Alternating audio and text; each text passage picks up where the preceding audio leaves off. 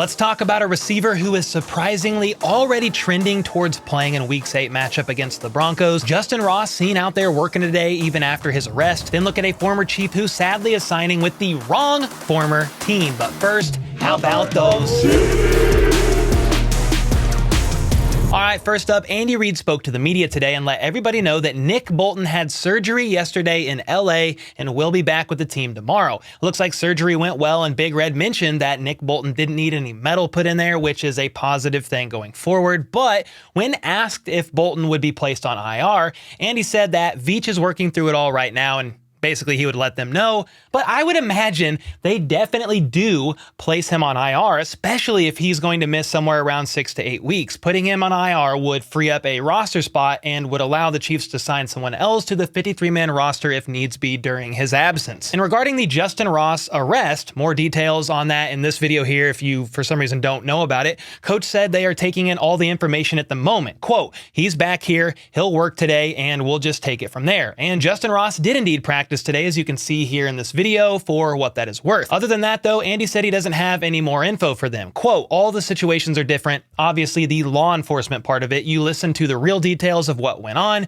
then you keep open communication with Brett, myself, and the people that deal with the law enforcement, and then we make our final decision from there. So, will Justyn Ross remain employed with KC and on the roster, or will they move on from him? At this point, I think your guess is as good as mine, though I would think they let the legal process play out first before making a decision. Patrick Mahomes was also slyly asked about Justyn Ross in his presser today, and he simply replied, quote, we love Justyn. I don't know too many of the details, but in this locker room, it's a brotherhood, so we try to pick each other up as much as possible.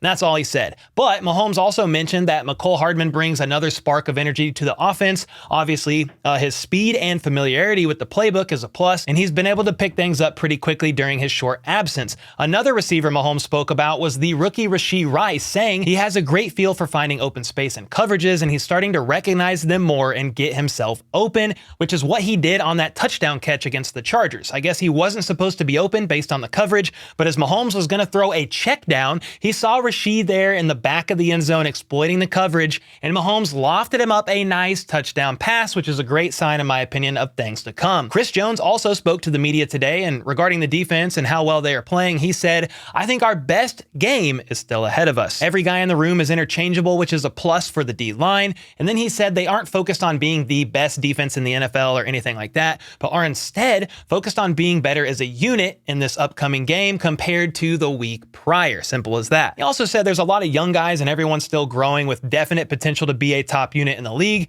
And this is just off the top of my head, but I think the Chiefs' average age of their entire defense is the second youngest in the NFL, which is freaking crazy. And here in a moment, I want to share about a couple roster moves the Chiefs made, as well as a former Chief signing with the wrong former team. But first, I wanted to note that wide receiver Justin Watson was back at practice today wearing this huge brace on his elbow that makes him look like RoboCop, and per the injury report, he was actually a full participant, which means, according to Charles Goldman of A to Z Sports, that puts him on track to play in Week 8's game against the Broncos, which is honestly a much quicker turnaround than I expected. And that's definitely some great news there, and since we're talking injuries, the rest of the short injury report for the Chiefs looks as follows. Safety Mike Edwards, elbow, and running back Jerick McKinnon, as well as Justin Watson, all fully participated, and the only player who didn't practice was, no surprise, linebacker Nick Bolton. Next up, the Chiefs brought back a familiar face and Super Bowl champion defensive tackle Mike Pennel, signing him to the practice squad this week. The 32-year-old vet spent both 2019 and 2020 with the Chiefs, logging 53 tackles, 3 QB hits, 2 tackles for loss, and a sack. He played snaps in all 3 playoff games leading up to Super Bowl 54 and even had a tackle and a pass breakup in that game.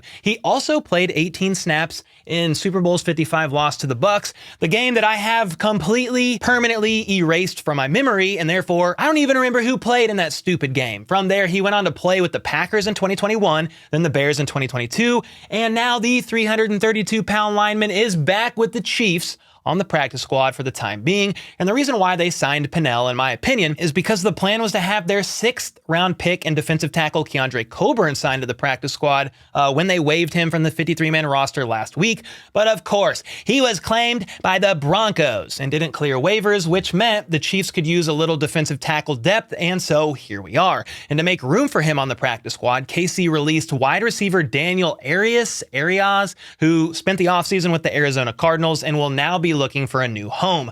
Another player who found a new home is defensive end Frank Clark. That's right, it was announced today that the Shark is returning to a very familiar place, but not the place you might have been expecting. No, not Kansas City, the place that Adam Schefter, among others, said is the most likely scenario in the eyes of league sources. Nah, he's actually returning to the team that drafted him, the Seattle Seahawks. He was there today and is expected to sign a one-year deal with them if he passes a physical, though it was noted that several teams were interested, but Frank is opting to return back to the place where it all started, which honestly makes sense to me because one of their top pass rushers, Uchenna Nwosu, I butchered that name, sorry, is headed to have surgery to repair a torn pectoral muscle he sustained in the Seahawks win over the Cardinals last weekend, which rendered his season over. So the Seahawks needed the help and probably made Frank Clark one of the better offers considering they simply needed the help and he will get more playing time there in theory than he would in KC. It's also a bonus that Frank is somewhat familiar with them. I guess it's been a few years, but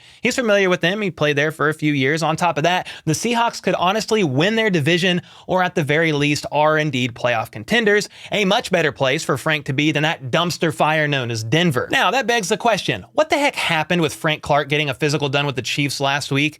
Well, from what I understand, he was in town, albeit not for long, and I have a feeling that some sort of conversation was had between Frank and the Chiefs, maybe in person, maybe not, but a conversation nonetheless that Frank Clark probably wasn't a big fan of. That conversation probably went something like this.